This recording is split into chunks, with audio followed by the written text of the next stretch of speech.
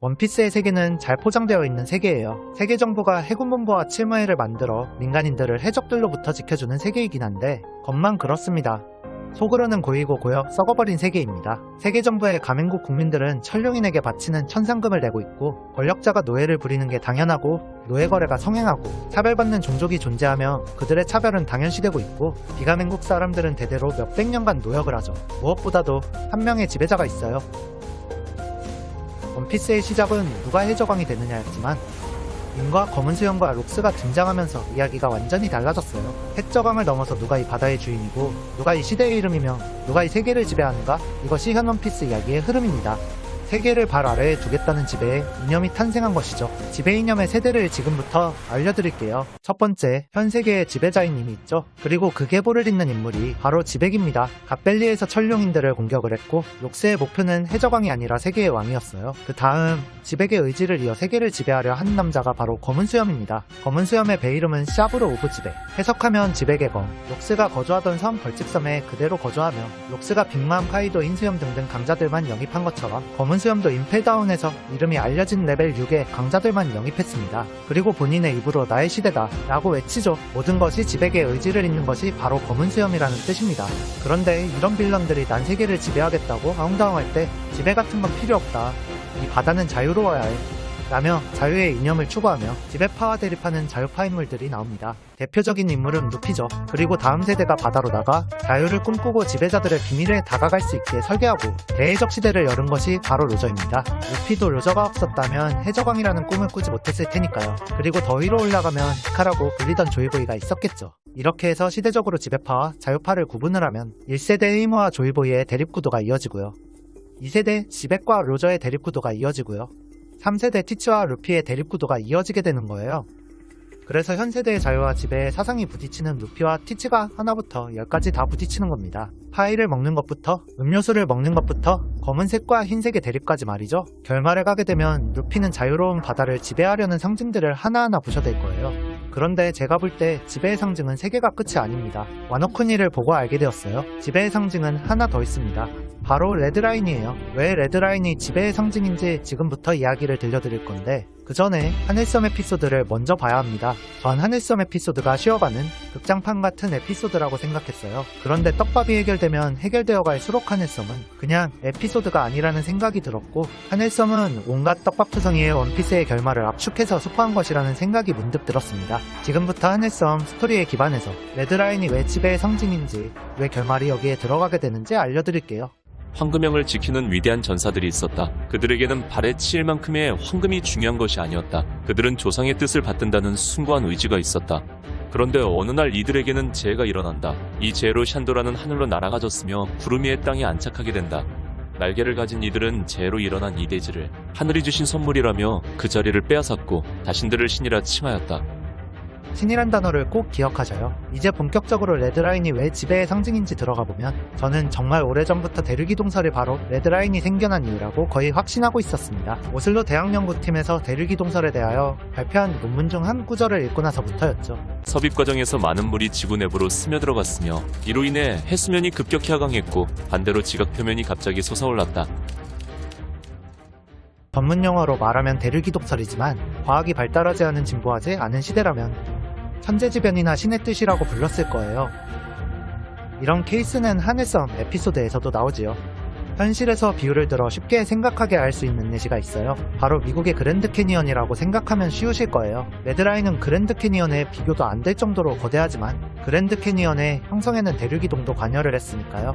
과학이 발달하기 전 진보하지 않은 시대의 사람들은 그랜드 캐니언을 설명할 방법이 없었습니다. 그래서 신의 대지, 신의 창조물, 성지라고도 불리기도 했는데, 지금 세대에도 그렇게 부르는 사람들이 있죠. 이처럼 만약에 레드라인이 대륙이동으로 생겨난 것이라면 당시 원피스 세계관에 진보하지 않은 세대의 800년 전 인물들은 레드라인이 신이 만든 대지라며 이 땅을 추앙했을 것이라 생각해봅니다. 마치 샨또라가 재해로 하늘로 날아가졌을 때 그 주민들이 그 대지를 보고 신이 만든 대지라고 했던 것처럼 말이죠. 정리하면 이렇습니다. 재해로 생긴 네드라인은 당시 원피스 세계관에서 신성한 대지였을 것 같다는 거죠. 그리고 날개를 가진 이들은 그곳에 정착을 할 수 있었고 그들은 사람들에게 신이라고 불리지 않았을까 생각합니다. 그들이 신이라고 불렸던 루나리족이 되는 거고요. 와노쿠니에서 저는 어느 정도 확신하게 되었습니다. 오하라에서 공백의 100년은 고도화된 문명의 거대한 왕국과 관계된 이야기라고 나오죠. 오뎅의 항해 일지를 보면 공백 200년은 또 와노쿠니에 깊게 관련되어 있죠. 그런데 이 와노쿠니가 황금의 땅이라고 불렸다고 합니다. 와노쿠니에서 이 문장이 나오자마자 저는 소름이 돋았어요. 여기서 문득 생각이 든 거죠. 와노쿠니가 하늘섬과 연결이 되거나 와노쿠니가 하늘섬이거나 그런 종류의 1차원적인 문제가 아니라 와노쿠니도 산도라도 이 거대한 왕국의 일부였을 수 있겠구나 하는 거죠. 그리고 20명의 왕이 뭉쳐 빼앗지 않았으면 이기지 못할 정도로 엄청나게 거대한 고대 문명 대륙이 있었을 수 있겠구나 싶었죠. 즉 공백의 100년의 가설을 세워보면 800년 전 20명의 왕은 신의 땅에 살고 있는 루나리족의 신이라는 타이틀과 고도화된 문명을 탐냈으며 그렇게 신의 땅인 레드라인을 차지하기 위해 20명의 왕과 고대 문명이 전쟁을 했을 것 같습니다. 그리고 20명의 왕들이 승리하고 그곳에 살던 루나리족을 쫓아내고 세계 정부를 세웠으며 자신들이 세계를 창조한 신이라는 역사를 다시 쓰기 위해 100년간의 전쟁사를 지워버렸을 겁니다. 그 100년의 전쟁사가 공백의 100년이 되는 거고 전쟁사를 포함한 고대 왕국의 뿌리를 지워버린 후 루나리족이 살던 레드라인 위에 마리조아를 세웠으며 자신들을 신을 의미하는 천룡이라 칭하고 마리조아에 위풍당당하게 세워진 성의 이름을 대륙이 동설의 또 다른 이름을 가져와 헨게라고 지었을 것이라 생각합니다.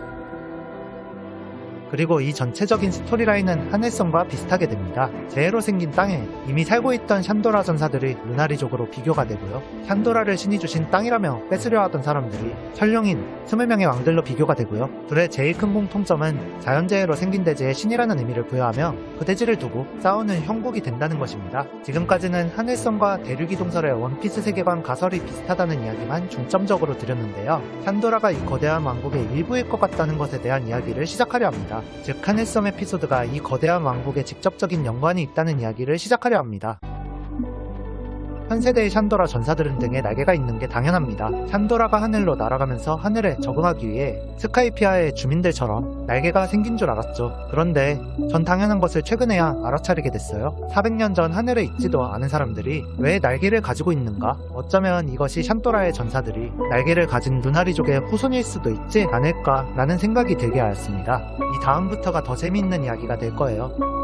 제가 생각하는 고대 왕국의 모티브가 무엇인 것 같은지 원피스와 계속 비교하며 들려드릴게요. 니카의 모티브는 마야 문명, 태양신 아킨의 이름을 거꾸로 하여 가지고 왔을 것이라 생각하고 있습니다. 모티브만 말이죠. 그런데 마야 문명은 기후변화 같은 천재지변으로 인해 멸망한 문명입니다. 어느 날 마야 문명의 트로안네에서라는 고사본이 발견이 되어요. 훗날 영국 대령 모험가이자 저술가인 제임스 처치워드는 인도에도 이 고사본의 흔적이 있다는 것을 알게 되고 인도로 향하게 되는데요.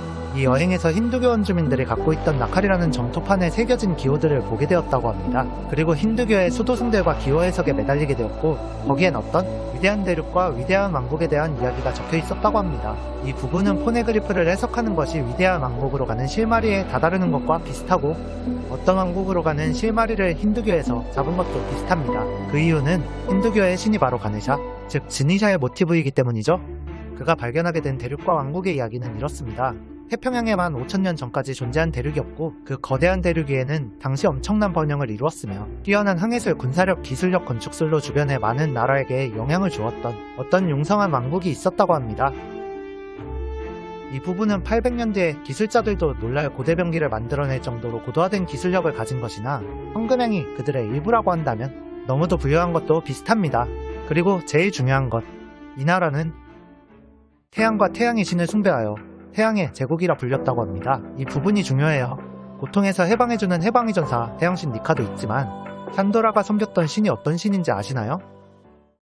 태양의 신입니다. 다시 트로안네에서로 돌아와서 이 대륙은 태양의 제국으로도 불렸지만 진짜 이름이 있습니다. 고도화된 기술력, 발에 치일 만큼의 황금, 화려한 건축물, 세계의 영향력을 뻗치는 항해술, 부유한 왕국, 방대한 군사력, 태양신을 숭배하는 이 왕국의 이름은 무대륙입니다.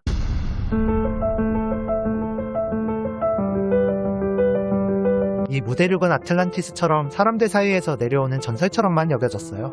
증명할 방법도 없으니 조롱거리가 되기도 하였죠. 그런데 훗날 일본의 요나구니 섬에서 상어를 보러 간 스쿠버 다이버가 어떤 유적을 발견하게 되고 이 이야기가 다시 화제가 되기 시작합니다. 스쿠버 다이버가 발견한 이 유적의 구조는 그냥 자연현상으로 의심받다가 상형 문자들이 발견되기 시작하는데요. 이 상형 문자가 과거 태양의 제국에서 쓰였다고 추측되었던 상형 문자와 비슷하여 요나구니 섬이 이 거대한 무대륙에 속해 있었던 것 아니냐는 추측들이 나오기 시작했어요. 그리고 그 유적을 복원을 했는데 이런 결과가 나옵니다. 이 그림은 마치 클로버 박사가 떠올렸던 왕국의 이미지와 비슷합니다. 트로안내에서엔 당시 멸망할 당시의 상황이 적혀 있었습니다. 대지가 2번 솟아올랐고 다시 가라앉았다. 땅이 갈라졌으며 10개의 나라들이 사방으로 흩어졌다. 라는 이야기가 적혀 있었습니다.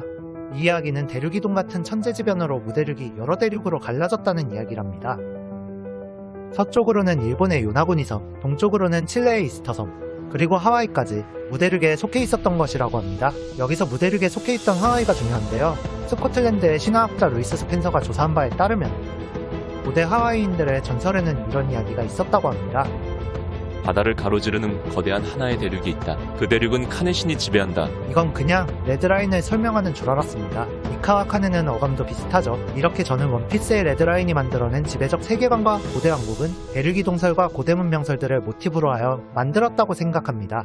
사실 말이죠의 성이름이 판게아인 것에서부터 88.88%는 먹고 들어갔다고 생각합니다. 이렇게 길게 이야기 드린 이유는 레드라인이라는 자연현상에 신적 의미를 부여하면서 지배자가 생겨났다는 겁니다. 즉 레드라인을 시작으로 권력이 생겨나고 전쟁이 시작되었다는 거죠. 만약 정말 레드라인이 지배의 상징이라면 루피는 지배의 상징들을 모두 부수고 마지막에 레드라인까지 부수게 될 거예요. 아무리 그래도 인간이 레드라인을 부수는 게 말이 되냐? 이런 말이 나올 수 있지만 레드라인을 부수는 행위를 암시하는 대목이 있습니다. 먼저 바이킹 신화를 봐야 합니다. 해적 바이킹들이 믿었던 신화를 북유럽 신화라고 부릅니다. 해적 만화인 원피스는 당연히 이 모티브를 놓치지 않는데요. 이 바이킹과 북유럽 신화를 모티브로 한 종족이 거인족 엘바프입니다. 거인족의 왕자의 이름이 루피인 것. 엘바프에서 섬조차도 작아 보이는 거대한 나무가 거대한 니그드라시를 연상시키는 것. 엘바프의 전사들의 생김새는 그냥 북유럽 신화 그 자체입니다. 이 북유럽 신화에는 로키의 자식인 요르문간드라는 뱀이 나오는데요. 운명의 여신들이 로키의 자식이 훗날 큰 적이 될 것이라며 예언을 하여 태어나자마자 깊은 바다에 버려졌다고 합니다. 그런데 이 뱀이 지구를 휘감아 머리로 제 꼬리를 물 수 있을 정도로 거대해졌다고 합니다.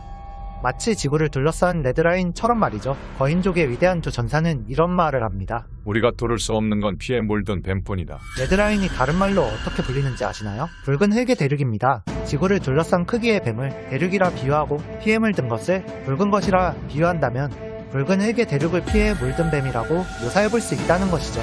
이것을 근거로 그 강인한 엘바프들도 못 부수는 것이 레드라인이라면 그것을 부술 수 있는 건 극도로 고도화된 문명이 포네그리프에 숨겨 남긴 세계의 고대 병기밖에 없습니다. 이것들의 각각의 역할들을 살펴볼게요. 전 옛날에 플루톤이 레드라인을 부술 것이라 생각했지만 이젠 우라노스가 레드라인을 부술 것이라 생각합니다. 왜냐하면 전 지금 루피가 우라노스라고 생각하고 있기 때문이죠. 원피스 완결이 3년도 안 남은 시점에서 아직까지 우라노스에 대한 이야기를 하지 않았습니다. 샹크스가 직접 열매를 수거하러 갔으며 세계에서 가장 어이없는 능력, 이런 모든 것들이 고무고무 열매 혹은 사람 열매 모델 니카, 즉 루피가 우라노스인 걸 가리키고 있다고 생각합니다. 그리고 이것은 곧 해방과 자유의 전사인 니카가 그리고 자유의 신념을 가진 루피가 지배의 상징인 레드라인을 부순다는 큰 그림에 도달하게 됩니다. 아니 아무리 루피가 강하다 한들 지구적으로 깔린 레드라인을 어떻게 부수냐고? 후계의 법칙이란 게 있습니다. 약한 부분을 공략하여 환성계수를 넘기면 어떤 한 벽이든 부술 수 있다. 이런 법칙이라고 하더라고요. 재미있게도 루피의 전장이 될 말이죠의 위치는 세계의 정중앙이자 그랜드라인과 위대한 항로의 교차 지점입니다. 게다가 그 아래에는 거대한 구멍이 뚫려 있죠. 철옹성 같은 레드라인에 유일하게 흠이 있는 곳이 바로 마리조아입니다. 어인섬에서 어인섬 크기만한 노아를 부수기까지 했던 루피라면, 그리고 니카의 힘으로 어디까지 거대해질지 한계를 모르는 어이없는 능력의 우라노스라면 레드라인의 제일 약한 지점을 공략하여 부술 수 있지 않을까 생각해봅니다. 그렇게 되면 문제가 생기는 것이 어인섬입니다. 레드라인의 직하방에 존재하는 차별받는 어인들의 섬이 불바다가 되어버리죠. 이것은 곧 루피가 어인섬을 불바다로 만든다는 예언으로 이어지게 됩니다. 하지만 이것에 대한 해결책은 존재합니다.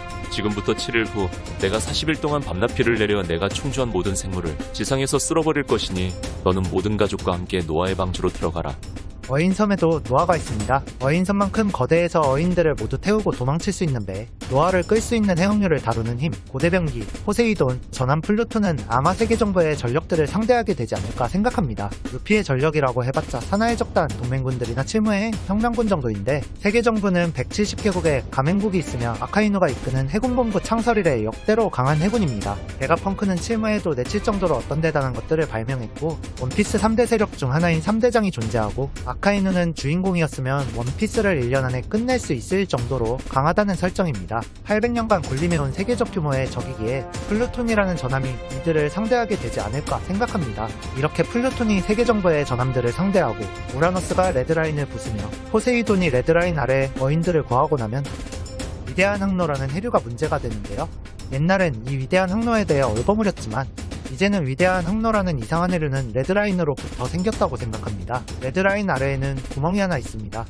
유유히 흘러야 할 바다의 해류가 레드라인에 막혀서 그쪽에 딱 한 구멍으로만 흐르는 거죠. 그러다 보니 입구와 출구 쪽에만 이상한 해류가 흐르는 것을 볼 수가 있습니다. 즉 이 구멍에서부터 시작된 해류가 나비 효과처럼 커져 거대한 이상해류를 만들어낸 것이 아닐까 생각합니다. 즉 레드라인이라는 신의 땅, 위대한 땅이 만들어낸 위대한 해류, 그것이 바로 위대한 항로, 그랜드라인. 즉 레드라인이 사라지면 그랜드라인도 해결될 것이라 생각합니다.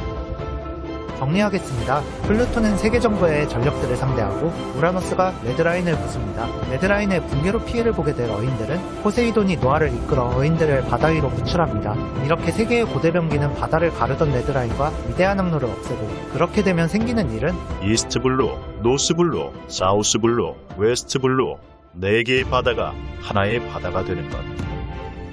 4개의 조각, 폴피스가 1개의 조각으로 돌아가는 것. 그것이 원피스.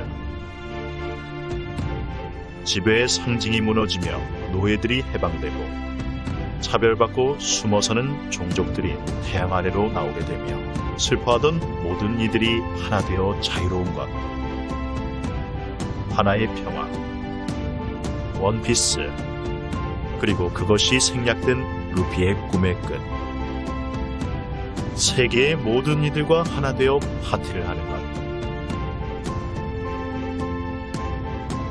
그리고 4개의 바다가 하나가 된다는 것은 4개 바다의 모든 종류의 물고기들이 한 곳에 모인다는 것. 그것이 상대의 꿈의 끝. 올 블루. 정말 제 생각대로 샨도라 황금양 자야들이 그 거대한 왕국의 일부라면 루피는 원피스를 찾을 때 어마어마한 양의 보물도 찾게 될 거예요. 오다는 여행에 대한 보상은 반드시 이루어져야 한다고 했거든요. 그런데 원피스는 막대한 양의 보물들이 아닐 것이라 생각합니다. 원피스는 그런 만화가 아니에요. 루저가 고작 황금을 두고 세상의 전부라고 표현했을 리 없다고 생각합니다. 이건 작가의 마음도 마찬가지라고 생각합니다. 오다의 인터뷰를 모두 읽어보면 알 수 있어요. 어떤 마음으로 만화를 그리는지 말이죠. 즉, 진짜 원피스란 저도 잘 모르겠어요. 세상의 전부인데 형체가 있는 것이라 하면 딱히 떠오르는 것이 없거든요. 경험한 바로는 돈이나 황금이 세상의 전부가 될 수는 없더라고요. 원피스가 뭔지는 모르겠지만 하나 확실한 것은 있습니다. 분명 독자들이 원피스가 뭔지 알게 될 때에는 웃고 있지 않을까 생각합니다. 로저가 그랬듯이 말이죠. 그리고 원피스가 뭔지는 모르겠지만 원피스의 결말은 살짝 알 것 같습니다. 하늘섬이 원피스 결말을 스포한 것이라고 아까 말씀드렸죠. 하늘섬의 결말이 무엇인지 기억하시나요?